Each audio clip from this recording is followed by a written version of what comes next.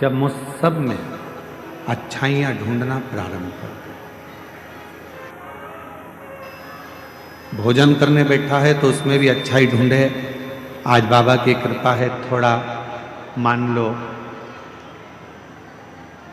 तेल कम डला, मसाला कम डला, तो भी बाबा को धन्यवाद दो कि आज बाबा ने कृपा कर कर अच्छा बनाया। पकवान मिल गया, लड्डू मिल गया, पेड़ा मिल गया, बहुत सारा खाने के लिए 56 भोग मिल गया, तो भी कह दो आज बाबा ने बड़ी कृपा करी कि खूब दी। प्रत्येक चीज में आप अच्छा ढूंढो। कथा में आए हो, आज कथा का विराम दिवस है। कथा 11 बजे विराम हो जाएगी, आप अपने घर चले जाओगे, सब अपने अपने घर पहुंच जाएंगे। अब वो 3 घंटे की कथा को आपको 2.5 घंटे की कथा को कैसे लेना है, ये आपके ऊपर निर्भर कर। आप अपने मन को, लोग चिल्लाएंगे, क्लेश करेंगे, खड़े रहेंगे, इनके झगड़े में टाइम निकाल दो। चाहे आप झोली पसार कर बाबा से इस ठंड में खुले मैदान में पूरी रात सोकर आपने बाबा का इंतजार करा है, चाहो तो उसको झोली भर कर अपने घर कर ले जाओ। जो आज कथा का विराम दिवस है, कहते हैं कि मेरा बाबा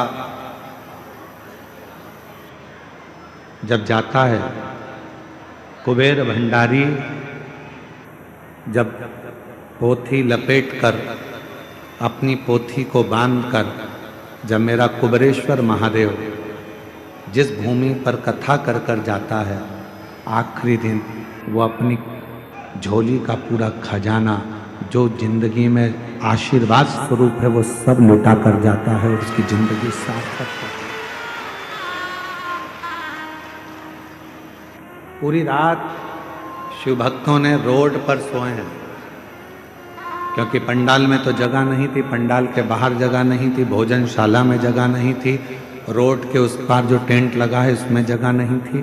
तो रोडों पर लगभग 4 किलोमीटर के 5 किलोमीटर के रोड पर लोग रात भर सोए। मैं झारखंड सरकार के माननीय मुख्यमंत्री जी को, माननीय सोरेन जी को बहुत बहुत साधुवाद देता हूं कि आपकी प्रशासन ने, आपकी सरकार ने इस कथा को बहुत सुचारू ढंग से संभाला और उसको आयोजित किया। मैं माननीय मुख्यमंत्री जी झारखंड सरकार के सोरेन जी को बहुत बहुत साधुवाद देता हूं, मन जी को।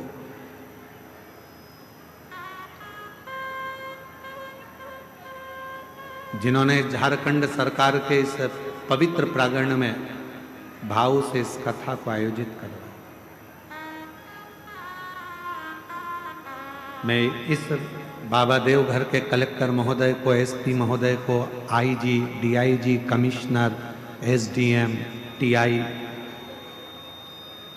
जहाँ कथा हो रही है वहाँ के टीआई महोदय, वहाँ के तहसीलदार, वहाँ के एसडीएम, वहाँ के कमिश्नर, वहाँ के आईजी, डीआईजी, वहाँ के कलेक्टर, अपर कलेक्टर, जो भी हैं, यहाँ की चिकित्सा विभाग को, यहाँ की डॉक्टरों की टीम को, यहाँ का नगर निगम को, यहाँ के विधायक को, यहाँ के सांसद को, यहाँ के पूरे पंचायत को, सरपंच को, यहाँ के सचिव को, यहाँ के एक एक पदाधिकारी गणों को बहुत धन्यवाद देता हूँ। उन्होंने 7 दिन इस कथा को बहुत अच्छी तरह से समझा। रात दिन पुलिस के एक एक जवान खड़े रहे, एसएफ के जजमान, पूरे जवान रात रात दिन रात खड़े रहे, जिन्होंने इस कथा को समझा। आज कोई कह रहा था, गुरुजी हमारे यहाँ सावन में बाबा की कावड़ भराती है, महीने भर में जो लोग आते हैं सावन के महीने में, वो यहाँ 7 दिन में आकर बैठ गए। ये बड़े आश्चर्य की बात है, इतना शुभ भक्त यहाँ पे, इतना। आप अच्छाई देखो, भोजन में अच्छाई ढूंढोगे तो वो भोजन तुम्हारे शरीर में लगेगा। कथा में बैठकर आप अच्छा ही ढूंढोगे कि हमको बाबा ने यहाँ बुला लिया। आपके अंदर एक उमंग होना चाहिए कि मेरे बाबा ने मुझे देवघर में कथा सुनने भले एक दिन के लिए बुलाया, आधे घंटे के लिए बुलाया, चाहे 15 मिनट के लिए बुलाया, पर मेरे बाबा ने मुझे बुलाया। जरूर मेरा बाबा मुझे कुछ देना चाहता है, इसलिए मुझे यहाँ बुलाया, इसलिए मुझे बुला लिया। हमने देखा है हमारे जो दादाजी थे स्वर्गीय शंकरलाल जी मिश्रा,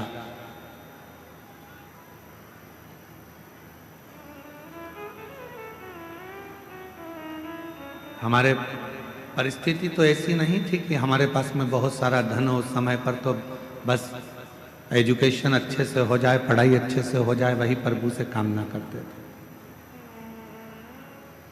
एक लकड़ी के चारपाई का एक खटिया पलंग था जिस पे हमारे दादाजी सोते थे।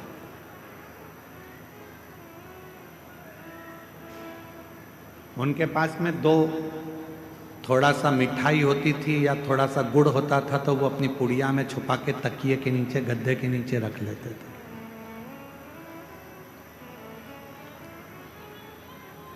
और जब हम अकेले दिखते थे तो आवाज लगाते थे, छोरा इधर आ, मोड़ा इधर आ। और तकिए के नीचे से हमारे दादा स्वर्गीय श्री शंकरलाल जी मिश्रा जी उसमें से थोड़ा सा गुड़ निकाल कर हमको दे देते थे कि ले चुपचाप से खा लेना, किसी को बताना मत ही। मेरे पास इतना ही था, ये रख लेना। इशारा कर कर बुलाते थे, अपने पास बिठाते थे पलंग पर और कुछ निकाल कर दे देते थे। आप भी याद रखना, इशारा कर कर बुलाते थे, अपने पास से निकाल कर दे देते थे। उसी तरह 7 दिन नहीं, 5 दिन नहीं, 3 दिन नहीं, 1 दिन की भी अगर शिव पुराण की कथा मिल जाए, समझ लेना दादाजी ने तुमको कुछ निकाल कर देना चाहा है, इसलिए बुलाया, इसलिए बुलाया। कुछ कृपा करने वाला होगा, कुछ करुणा करने वाला होगा।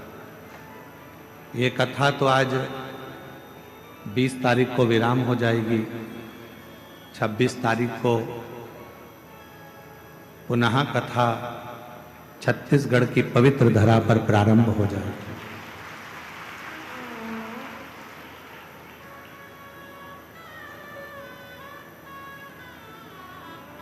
स्थान लिख के लाके देना उसको। और जब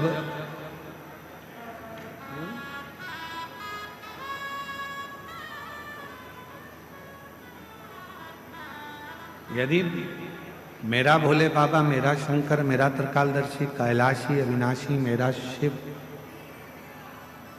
आपको यदि बुलाए, कथा श्रवण कराए या आपको अपने धाम में बुलाए, तो ये मान लेना कि मेरे बाबा तुमको कुछ देना चाहते हैं, तुम्हारी झोली भरना चाहते हैं, करुणा करना। और कृपा की ना होती जो आदत तुम्हारी, तो सुनी अदालत तुम्हारी, गरीबों के दिल में जो जगह तुम ना पाते, तो किस दिल में होती इबादत तुम्हारी, दया की न होती जो आदत तुम्हारी। अगर प्रभु कृपा ना करता, आपकी झोली ना भरता, तो ईमानदारी से बोलो, आपके दरवाजे पर तो कोई निमंत्रण देने भी नहीं गया। कोई पीले चावल देने के लिए, कोई पंपलेट, कोई बैनर, आपके शहर में भी नहीं लगाया गया, कोई सूचना आपके गांव में नगर में नहीं दी गई, उसके बाद भी आप लगभग 7 दिन में लगभग 35 लाख से ज्यादा शिव भक्तों ने शिव महापुराण की कथा को सुना। सोशल मीडिया पे अलग, आस्था पर अलग, केवल पंडाल की बात चल रही है कि 7 दिन में कम से कम 35 लाख शिव भक्तों ने शिव पुराण की कथा को सुना। कोई निमंत्रण नहीं, कोई चावल नहीं, कोई कुछ आपको पहुंचाया नहीं, उसके बाद आप यहाँ आए हो कथा सुनने।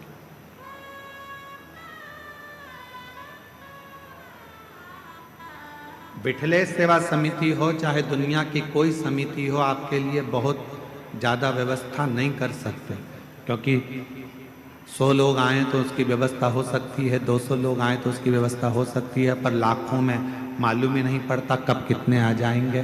तेरी कृपा का क्या है भरोसा, भरोसा ही मालूम भी तो पड़े कि कितने आने वाले हैं।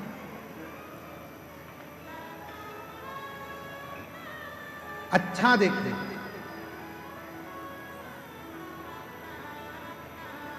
शिव मंदिर में जाओ, बाबा देवादिदेव महादेव के मंदिर में पहुंचो, जब वापिस आने लगो 2 क्षण नीचे नहीं बैठ सकते तो नंदी के राइट भाग, नंदी है उस नंदी के सीधे भाग की ओर 2 क्षण बैठ जाओ। कुछ मांगो चाहे मत मांगो, कुछ बोलो चाहे मत बोलो, नंदी के पास बैठकर आपके मन में जो अच्छे विचार आएंगे, नंदी के पास बैठकर तुम्हारे मन में, हम आपको कथा में पहले वर्णन किए हैं, पार्वती मैया तप कर कर कर थक गई पर भगवान शंकर पार्वती जी के सामने प्रकट नहीं, भगवान शिव प्रकट नहीं।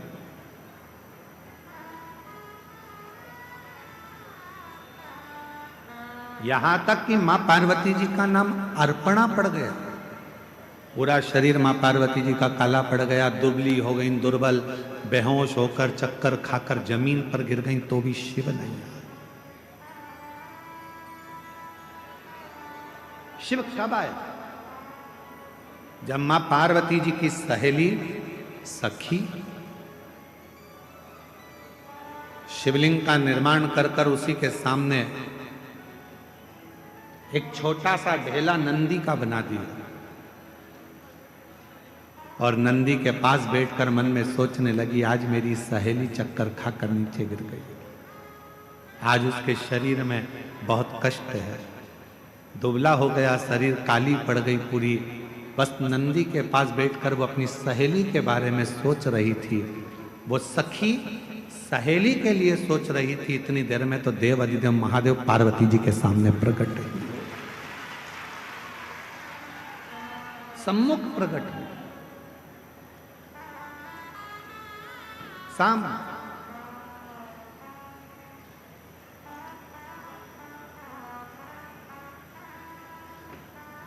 पार्वती जी तो चक्कर खाकर नीचे गिरी हुई थी, अर्पणा उनका नाम हो गया था, शरीर काला पड़ गया था, दुर्बल शरीर हो गया था, पर उनकी सहेली ने नंदी के पास बैठकर पार्वती जी का स्मरण करा कि मेरी सहेली का यह हाल हो गया, और नंदी ने सुना। कहते हैं नंदी के कानों में शब्द पहुंचता है, वो शब्द सीधे शंकर के हृदय से टच हो जाता है, शिव के हृदय से।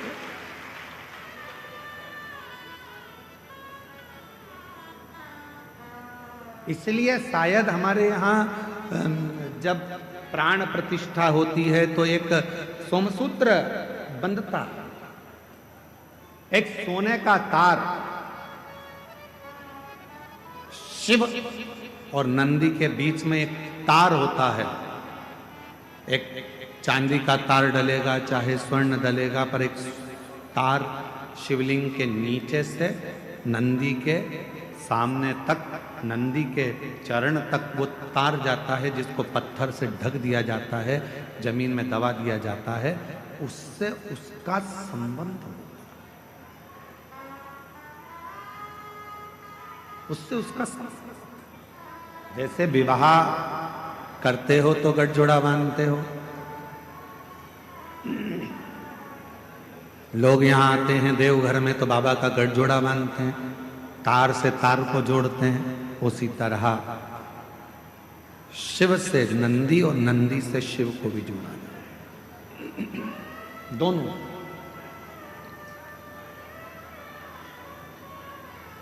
इसीलिए शायद कहते हैं कि हम जब नंदी के पास 2 क्षण के लिए बैठते हैं और अपने मन की कुछ कामना करते हैं, कोई बात करते हैं, कोई हृदय। और निवेदन करूं, एक बात और याद रखो, जब भी मंदिर के अंदर शंकर के शिवलिंग में या शंकर भगवान के मंदिर में प्रवेश करो तो तुम्हारे मन में किसी के प्रति गलत भाव मत लो, गलत विचार, गलत सोच।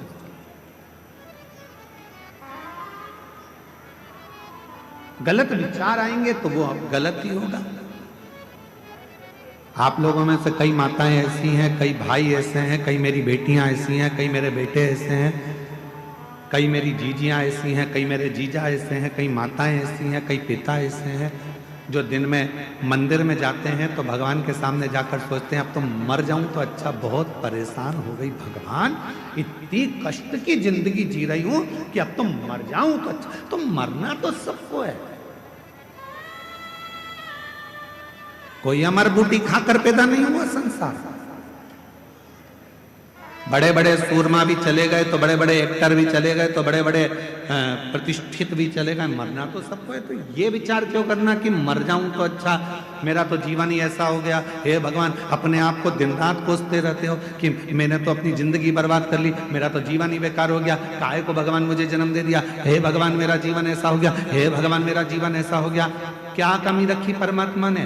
2 नेत्र दिए, 2 हाथ दिए बोलने के लिए, मुख दिया सुनने के लिए, कान दिए चलने के लिए, पांव दिए, हाथ काम करने के लिए दिए। उससे पूछो जिसको दिखता नहीं है, उससे पूछो जो चल सकता नहीं है, उससे पूछो जो सुन सकता नहीं है, उससे पूछो जो बोल सकता नहीं है। परमात्मा ने तो कृपा कर कर आपको ये शरीर दिया है, उस शरीर का सदुपयोग करो, तारीफ करो, तूने बड़ी कृपा करी। पति अगर थोड़ा कष्ट दे रहा है, भगवान से प्रार्थना करना अच्छा हुआ, दूसरे कष्ट देते, कर्म का दंड तो मुझे भोगना है। कोई दूसरा कष्ट देता तो मुझे अच्छा नहीं लगता, अच्छा हुआ मेरा पति ही मुझे कष्ट दे रहा है। पत्नी कष्ट दे रही है तो भगवान को प्रार्थना करना, दूसरा कोई कष्ट देता तो सहन नहीं कर पाता, अच्छा हुआ कि मेरी पत्नी मुझे कष्ट दे रही है, मेरे कर्म का दंड तो मैं भोग रहा हूं, दूसरा तो नहीं भुगता रहा, अपने घर के भुगता रहा।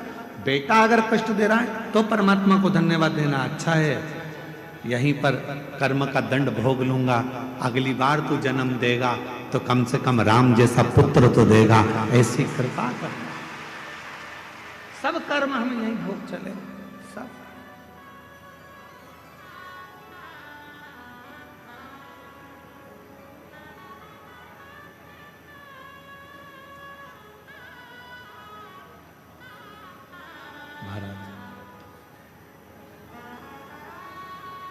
बाकी सी लटक गई, नैनों में अटक गई, कब तुम दर्श दिखाओगे। बाकी सी लटक गई, नैनों में लटक गई, कब तुम दर्श दिखाओगे। क्या ना लगे भोलेनाथ। मेरे बाबा, मेरे शंभु, मेरे त्रिकालदर्शी, मेरे कैलाशी, मेरे अविनाशी, हिच क्या ना रुके रे भोलेनाथ, मुझे तुम्हारी याद सतावे रे।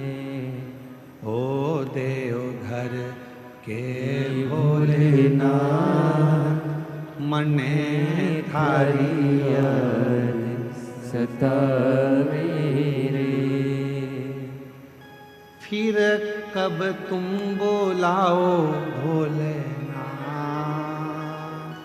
फिर कब तुम बोलाओ भोलेनाथ। ए बाबा, वापिस कब बुलाओगे मेरे बाबा वैद्यनाथ? तेरी धरा पर आकर ऐसा लगा कि मेरे बाप के पास बैठकर ये बेटी अपने दिल की बात कह रही। मेरे देव घर वाले, मेरे बाबा, शायद पूरी दुनिया में केवल तेरा ही एक ऐसा मंदिर है जहां मेरा बाप और मेरी माँ दोनों एक साथ मिल जाते हैं और गले लगा। ये तेरी। फिर कब तुम बोलाओ भोलेनाथ, फिर कब तुम बोलाओ भोलेनाथ, मने हरि याद सतावे रे। ओ देव घर के भोलेनाथ, मने हरि याद सतावे रे। हिचक्या ना रोके भोलेनाथ, ओ हिचक्या ना रोके भोलेनाथ, मने हरि याद सतावे रे। उसको पुकारो। थोड़ा कष्ट जिंदगी में मिला जाएगा। पति कष्ट देगा, देने दो, हो सकता है पूर्व का कोई कर्म होगा। पत्नी कष्ट दे रही है, देने दो, कोई पूर्व का कर्म होगा। बच्चे कष्ट दे रहे हैं, पूर्व का कोई कर्म होगा। कोई बुजुर्ग कष्ट दे रहा है, पूर्व का कोई कर्म होगा। हमारे कोई पिछले जन्म के कर्म का भोग हमको इस जन्म में भोगना है। भगवान से प्रार्थना है कि दूसरा कष्ट दे, उससे अच्छा है अपने ही थोड़ा कष्ट देकर हमारे पूर्व के कर्म के भोग को काट दें और हमें तेरा दर्शन तेरा। कई लोग कहते हैं हमारी सास बुरी है, हम कहते हैं बहुत अच्छी है। भगवान से कहना कि अच्छी दी तूने, रोज गाली देती है, रोज अपशब्द कहती है, कम से कम तुम्हारा मन उससे हटकर परमात्मा में तो लगा रहता है। अगर सास अच्छी मिल जाती तो तुम टीवी पर कथा भी नहीं देखते। परिवार अच्छा मिल जाता तो परमात्मा की कथा कैसे देखते। थोड़ा सा तकलीफ मिलती है तब परमात्मा याद आता, थोड़ा कष्ट मिलता है तब परमात्मा याद आता, तब परमात्मा। दिवाली का समय आता है, पति कमाने में इतना लग जाता है कि घर में पत्नी क्या बना रही है उसको मालूम ही नहीं। गुजिया बनाया कि पपड़ी बनाई कि ठेहुआ बनाया कि मोहन थाल बनाया कि क्या बनाया, पति ने कभी नहीं पूछा क्या बनाया, वो तो बना रही है। दिवाली के टाइम पर लगी हुई है, कहीं गुजिया बना रही, पपड़ी बना रही, पति ने नहीं पूछा तुम क्या बना रही। पति ने ये भी नहीं देखा कि तूने बनाया क्या। वो तो अपनी दुकान चला रहा है, अपना काम कर रहा है, अपना व्यापार कर रहा है, अपने काम में लगा हुआ है। पत्नी ने रंगोली कितनी बनाई, क्या डेंटिंग पेंटिंग करी, उसने कुछ नहीं देखा। जब दिवाली निकल जाती है, दुकान पर ग्राहक कम हो जाते हैं, तब पति कहता है ला बताना जरा क्या बनाया था तूने। गुजिया, पपड़िया, खुरमे, चकली, ये वो सब लेकर आई। पर्दे तो अच्छे लेके आई तू बाजार से। हाँ सुनो, वो देखो मैंने ये क्या चौक भी डाला है, बहुत अच्छा चौक डाला। दिवाली के बाद, दिवाली तक तो पति लगा रहा काम में, दिवाली के बाद फिर उसने देखा कि कितना कितना पत्नी ने करा है, कितने पर्दे लाई है, कितना बनाया है, कितना रखा है, कितना दिया है। तब देखा उसने। अभी 7 दिन तक तो तुम सब कथा के पंडाल में थे, समझो कि दिवाली मना रहे थे। अब यहाँ से जाने के बाद मालूम पड़ेगा कि भोलेनाथ ने कितना कितना दिया है, क्या क्या करा है, क्या क्या प्रदान किया। अभी तो तुम अभी तो तुम यहाँ, अभी तो दिवाली मना रहे हो, फटाके फोड़ रहे हो। अभी तो तुम्हारी दिवाली चल रही है। दिवाली किसी किसी ने आतिशबाजी कर दी, किसी किसी ने फुलझड़ी चढ़ा दी।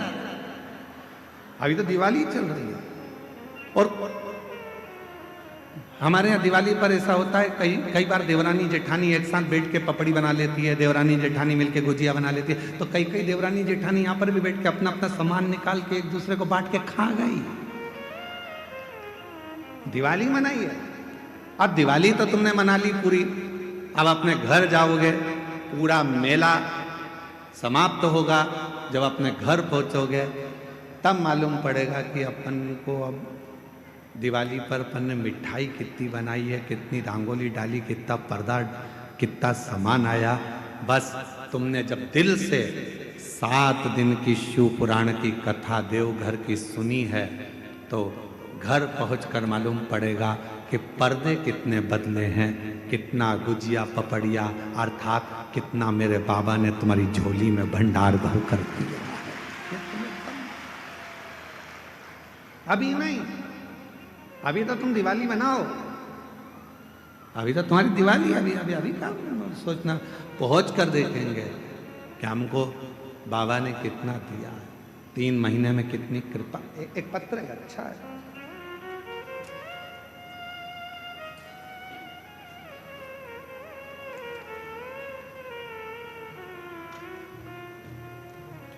मैं सिंटू कुमारी, जिला लखीसराय, थाना सूर्यगढ़ा, ग्राम गोपालपुर की रहवासी हूँ। मेरा मोबाइल नंबर ये है।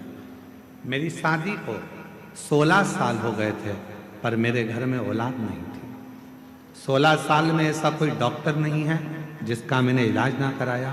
सारे देवताओं के मंदिर हो आई, देवालय शिवालय सब जगह गई, जो जहाँ बोलता वहाँ जाकर गोद भी भरवा लेती, पर औलाद का सुख नहीं। किसी ने कहा वो सियोर वाला बाबा कथा कहता है, उसकी कथा के पंडाल में जाकर बैठ जाओ, उसकी मिट्टी को अपने पेट पर लगाओ और बाबा से प्रार्थना कर कर जा, अगला गर्भ जरूर ठहरेगा। और बाबा की ऐसी कृपा हुई कि मेरे बाबा ने करुणा कर कर पास में जब आपकी कथा हुई तो हमने बिहार की कथा को श्रवण करा और शिव की कृपा से बाबा ने 16 साल के बाद मेरे घर में संतान दे दी। मैं बाबा को प्रणाम करता हूं। एक पत्र और देखिए। मेरा नाम रंजू देवी है, मेरे पति का नाम योगेंद्र यादव है। हम बिहार के लखीसराय जिले से हैं। बाबा, विवाह के 11 वर्ष बाद भी मैं मां न बन सके।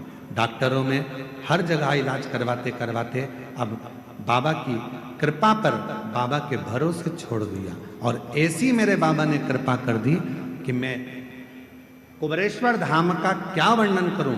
शिव के कंकर शंकर पूजन से और शिव के रुद्राक्ष से, सफेद आंकड़े की जड़ से 11 वर्ष के बाद मुझे बाबा ने संतान दे दी। 11। शिव किसको कहते हैं?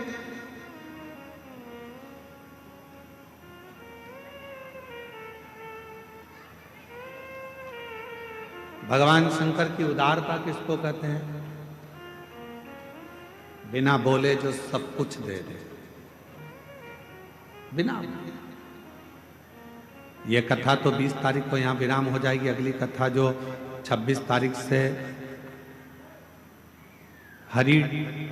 आरी डोंगरी, कच्चे जिला, भानु प्रतापपुर, छत्तीसगढ़ में 26 नवंबर से 2 दिसंबर तक शिव महापुराण की कथा रहेगी, 2 बजे से 5 बजे तक।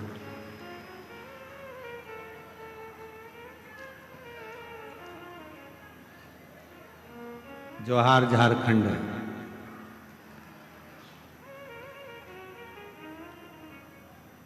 आरी डोंगरी, कच्चे जिला, भानु प्रतापपुर, 26 नवंबर से 2 दिसंबर 2025 इसी वर्ष में, समय 2 बजे से 5 बजे तक शिव महापुराण की कथा छत्तीसगढ़ की पावन धरा पर। ये शिव की कृपा से आप और हम टीवी पर कथा को श्रवण करेंगे, आस्था चैनल पर। जो छत्तीसगढ़ वासी हैं वो वहां पहुंचकर कथा का लाभ ले सकेंगे, शिव जी से अपने मन की बात कह सकेंगे। मेरे देवघर वाले बाबा ने कितनी करुणा कर कर, कृपा कर कर, दया कर कर ये पवित्र कथा को यहां तक लेकर आए। आप श्रवण करें। नंदी के पास बैठो 2 क्षण, नहीं बैठ सकते मत बैठो। क्या करना? शिव जी को जल चढ़ाया, पूजन करी, आराधना करी और नंदी के पास आकर बैठे भी नहीं तो खड़े रहे, बैठे भी नहीं तो खड़े रहे, खड़े।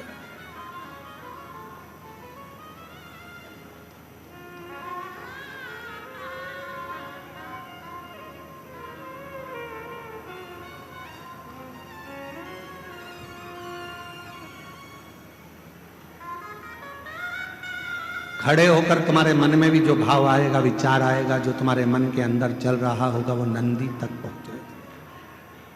शिवलिंग और नंदी के बीच में एक सूत्र बनता है, वो सूत्र पत्थर में दब जाता है, क्योंकि प्राण प्रतिष्ठा के समय पर उसको दबाया जाता है, बांधा।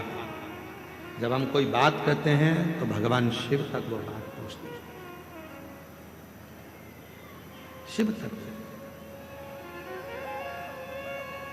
और मैंने तेरे ही भरोसे बाबा, तेरे ही भरोसे हवा बिच उड़ती जागी बाबा, डोर हथों छड़ी ना मिल कटी जागी।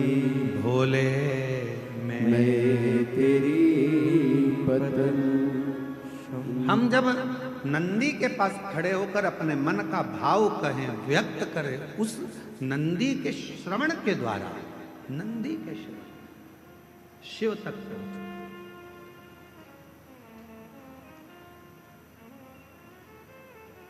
शंकर भगवान तक वो बात पहुंच जाती।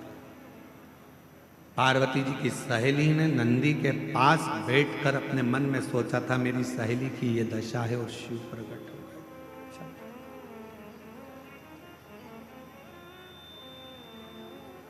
कितने लोग हैं जो मंदिर में जाकर झाड़ू लगाते हैं, कभी कभी पोछा लगा देते हैं, कभी कभी दिया उठाकर रख देते हैं। आप सब करते हो, धन्यवाद, आपको प्रणाम।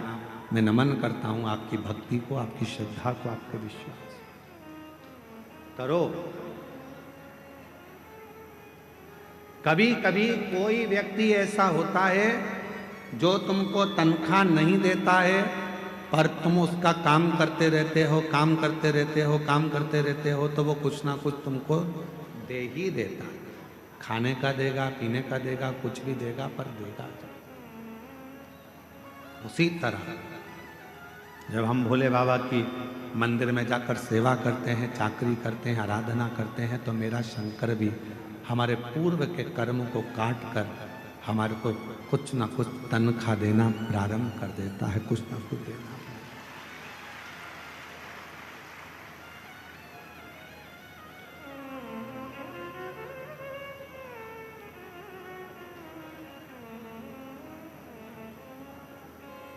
जब तुम्हारी जिंदगी में ऐसा लगने लगे कि भगवान शंकर के मैं मंदिर नहीं गई हूं, आज मेरी मंदिर में नहीं गई हूं, तो मेरा मन नहीं लग रहा।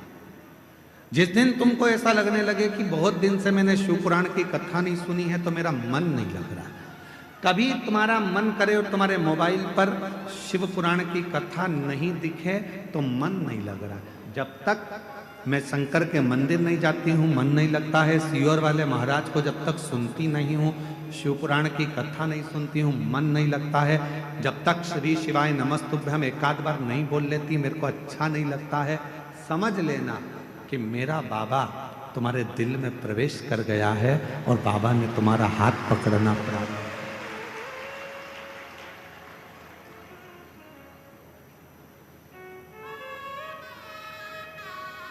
फूलों की कलियों में, देवघर की गलियों में, फूलों की गलियों में, देवघर की गलियों में, तेरे बिना कुछ कहीं ना, तेरे बिना भी क्या जीना। ओ बाबा रे, तेरे बिना भी क्या जीना। ओ शंभू रे, तेरे बिना जीना भी क्या जीना। फूलों की कलियों में देवघर की गलियों में, फूलों की कलियों में देवघर की गलियों में, तेरे बिना कुछ कहीं ना, तेरे बिना भी क्या जीना। ओ बाबा रे, तेरे बिना भी क्या जीना। ओ शंभु रे, तेरे बिना भी क्या जीना। उसको निवेदन करते रहे, तेरे बिना मन जब ना लगे।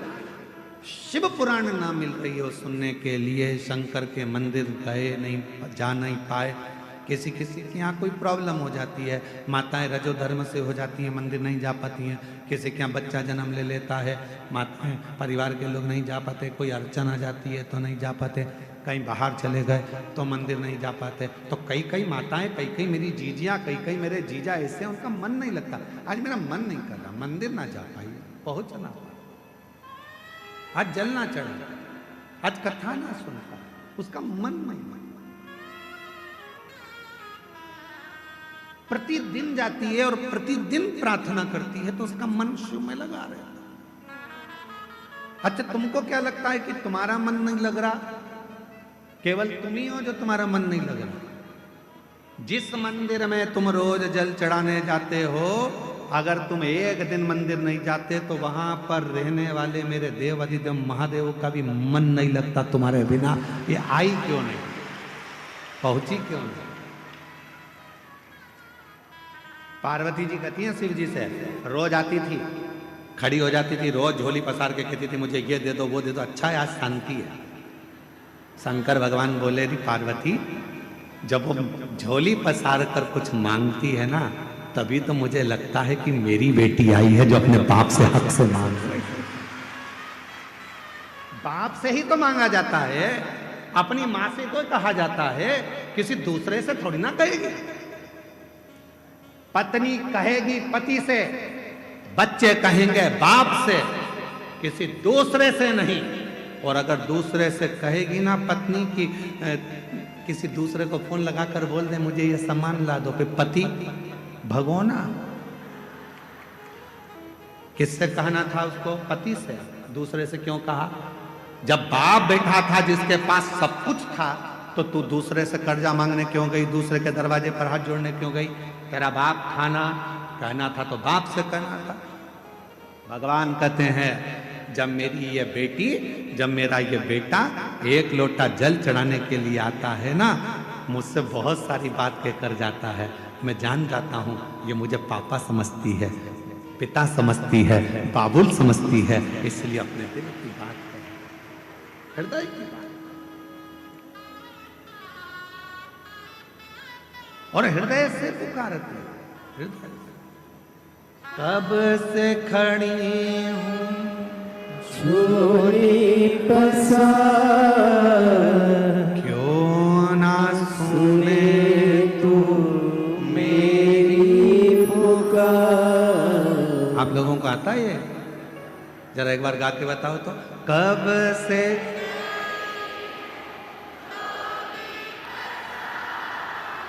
क्यों ना सुने तो मुझे तेरा ही सहारा है। मेरे भोले बाबा मुझे तेरा ही सहारा है। मेरे भोले आज कथा का विराम दिवस से प्रेम से बाबा को सुना कर जाओ, देवघर वाले से कह कर जाना।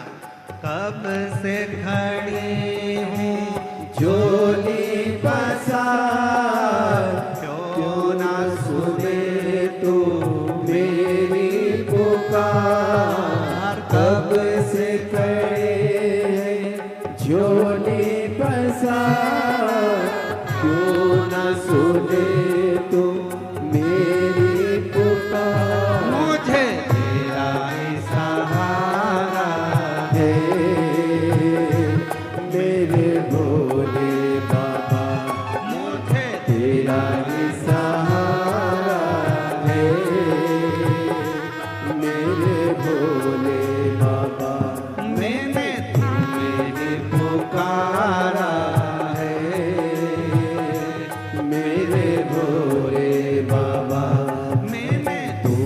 मेरी पुकारा है, मेरे भोले बाबा।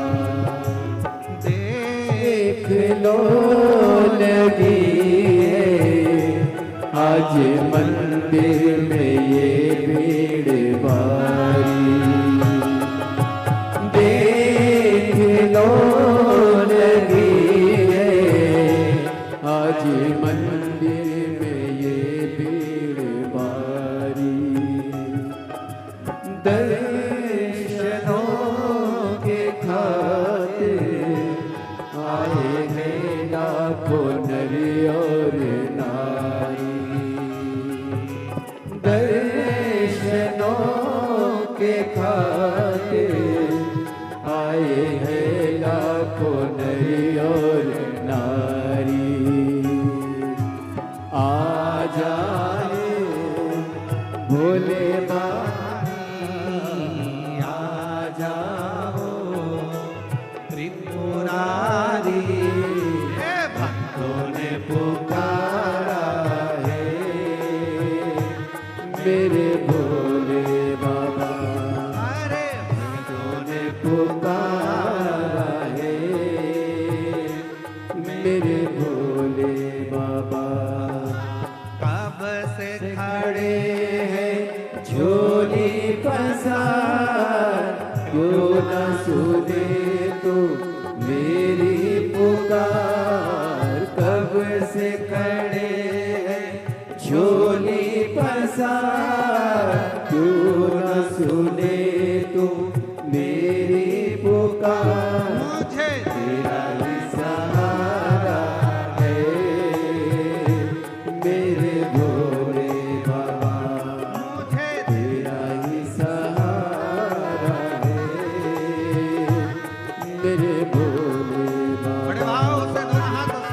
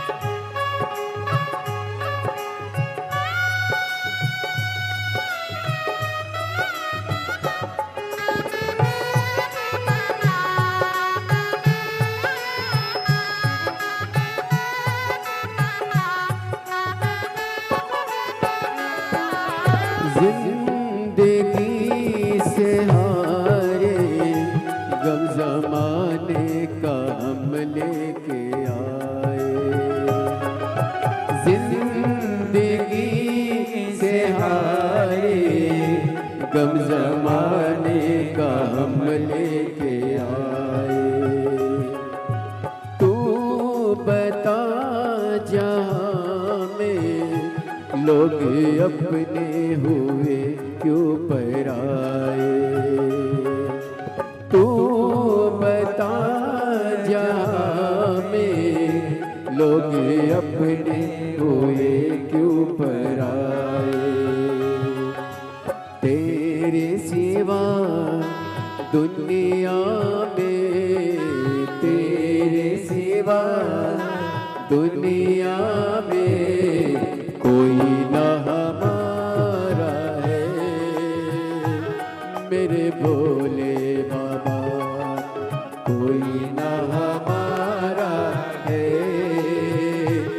मेरे भोले बाबा कब से खड़े हैं झोले पसार, क्यों ना सुने तू मेरी पुकार। कब से खड़े हैं झोले पसार, क्यों ना सुने तुम मेरी पुकार। तेरा ही सहारा है मेरे भोले बाबा, मुझे तेरा ही सहारा है मेरे भोले बाबा।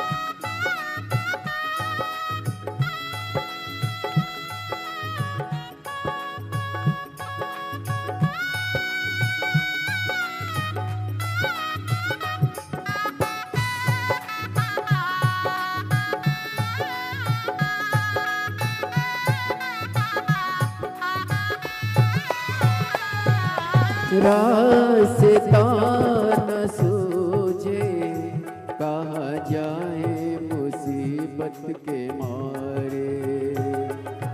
रास्ता न सूझे कहाँ जाए मुसीबत के मारे।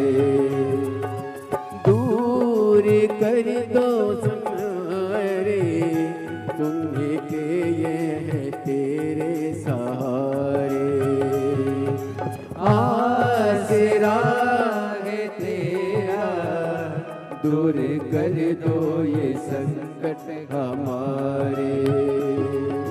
सुनते हैं तूने ही सुनते हैं तूने लाखों को मारा है मेरे भोले बाबा। लाखों को मारा है मेरे भोले बाबा। कब से खड़े हैं झोली पसार, क्यों न सुने तू मेरी पुकार। कब से खड़े हैं झोली पसार,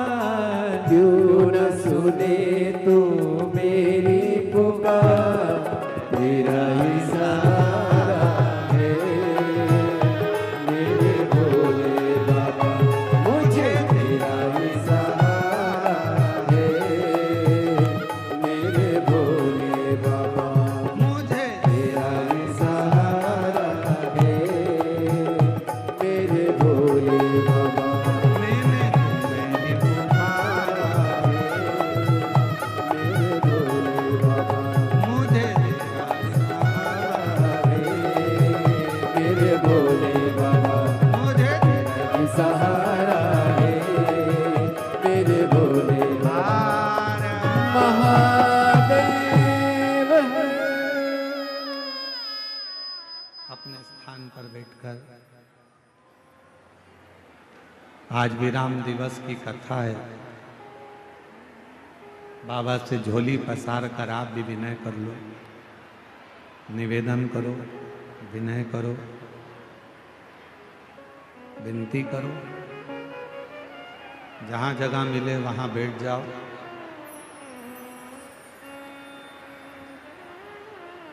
बार बार ये योग नहीं लगेगा।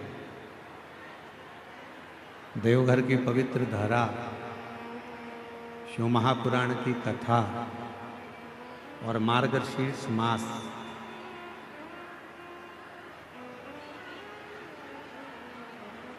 और वो भी मार्गशीर्ष मास की अमावस्या, ये बड़ी शिव की बड़ी आनंदमय लीला, कृपा। आज पूरी दुनिया के लोग मार्गशीर्ष मास में गंगा, यमुना, सरस्वती, कावेरी का स्नान करने जाते हैं। और मेरे बाबा की कृपा से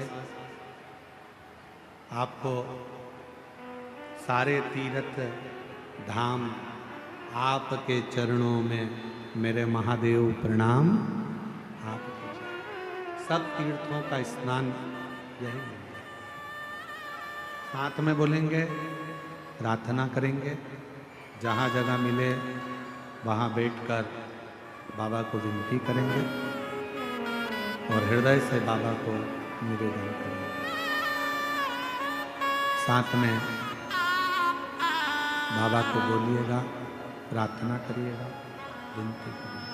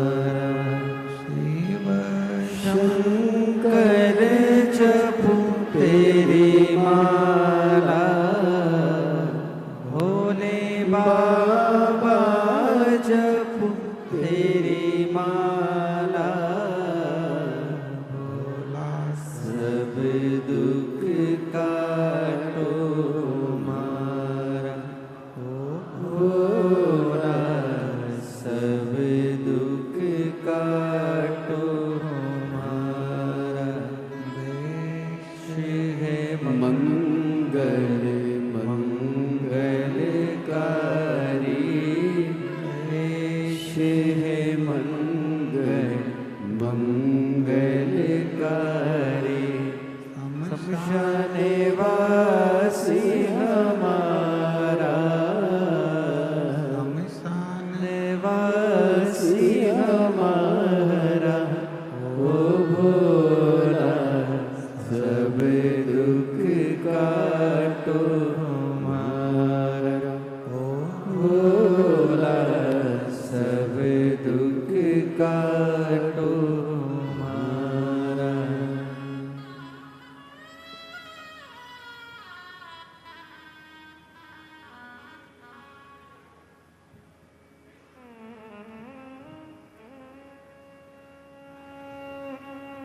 बाबा देवादिदेव महादेव भगवान शिव ओगड़दानी भगवान शंकर की पवित्र कथा कर पिता मानकर एक रिश्ता परमात्मा से जरूर जोड़ो।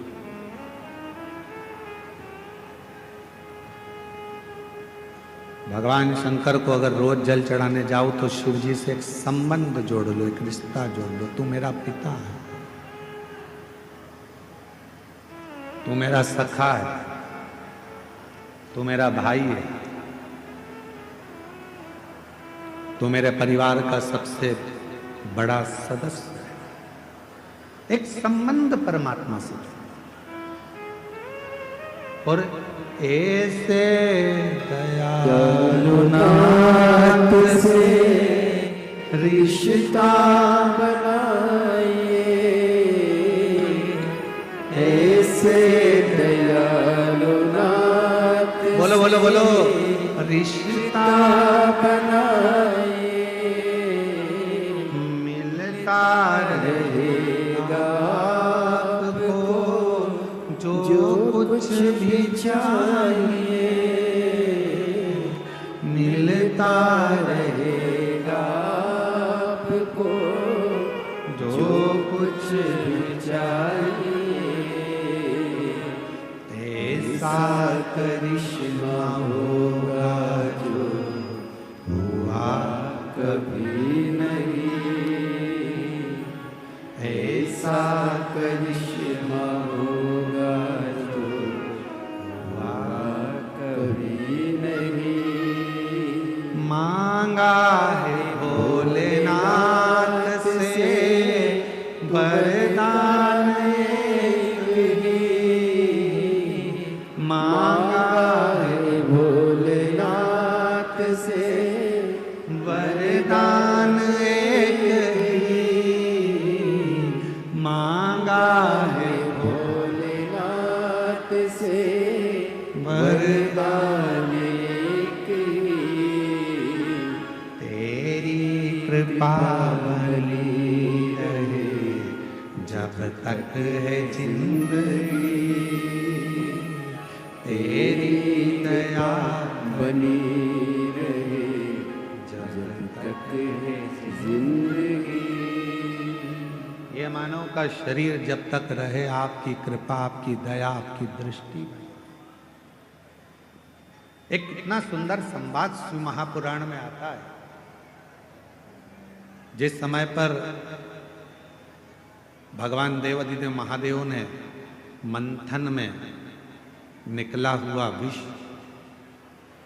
पी लिया और वो विष कंठ में उतर गया, वो विष। तब माँ आद्य शक्ति, माँ दुर्गा भवानी, माँ पार्वती जी को मालूम पड़ा कि मेरे पति ने, मेरे भोले बाबा ने विष पी लिया, विष धारण कर लिया मेरे शिव, विष पी लिया मेरे शिव। सहन नहीं हुआ माँ पार्वती से कि मेरे भोले बाबा, एक तो शिव भोले, भगवान शंकर बड़े सरल सहज। अच्छा एक बात और है, जो बहुत सीधा होता है, बहुत सरल होता है, बहुत भोला होता है, गाली भी उसी को पड़ती है, अपशब्द भी उसी को कहे जाते हैं, ताने भी उसी को दिए जाते हैं, और लोग जो बोलना है काम भी उसी से कराओ, अपशब्द भी उसी से कहो, ताने भी उसी को दो, सब काम वही करो। जो बोलने में बड़ा एक्सपर्ट होता है वो तुरंत पलट के जवाब दे देता है, हमसे फालतू बात करना मत ही, नहीं तो हमको देख ले। इसलिए आप लोगों से निवेदन है, भोले रहो भोले के सामने, पर कभी कभी मां जगत जननी का रूप भी तुम्हारे अंदर होना चाहिए। मां आद्य शक्ति की शक्ति तुम्हारे अंदर होना चाहिए। कभी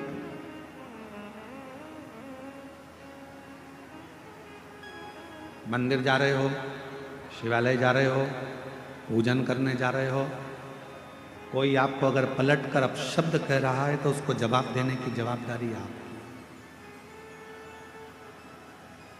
ठीक नहीं है।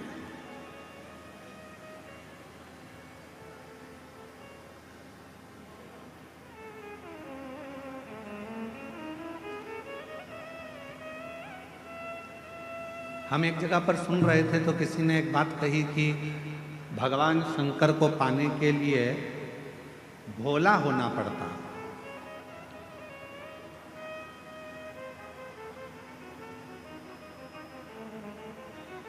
भगवान देवादिदेव महादेव को पाना है तो आपको बहुत भोला बनना पड़ेगा।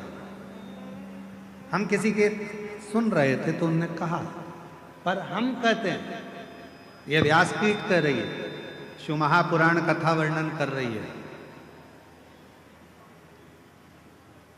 इतना भी भोला ना बनिएगा कि लोग आपको चूना लगा कर चले जाए।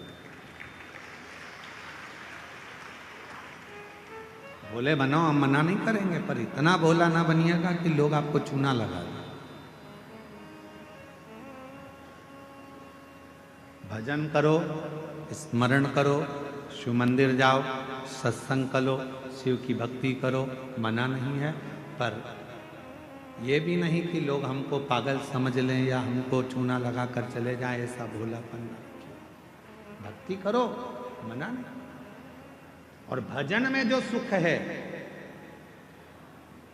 भजन में बस इतना याद रखना कि संपदा का सुख मत देखो, भजन में आप व्यवस्थाओं का सुख मत देखो। मेरी कई जीजियां यहाँ बैठी हैं, कई जीजा मेरे यहाँ बैठे हैं, कई बेटियां यहाँ बैठी हैं, कई बेटा यहाँ बैठे हैं, कई बुजुर्ग माँ बाप यहाँ पर बैठे हुए हैं, कई चैनल वालों ने, कई मीडिया वालों ने, कई पत्रकारों ने, सब ने पूछा कि यहाँ तुम्हें कैसा लग रहा है। सबने एक ही बात कही, यहाँ जैसा तो हमें स्वर्ग कहीं नहीं मिला जो हमने 7 दिन शिव पुराण में।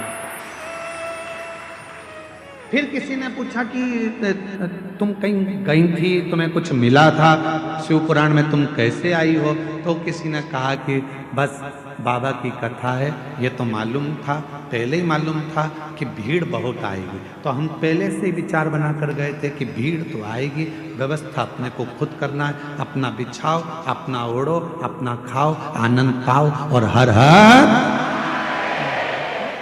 पर जो शिव महापुराण की कथा में जो कुबरेश्वर धाम से ये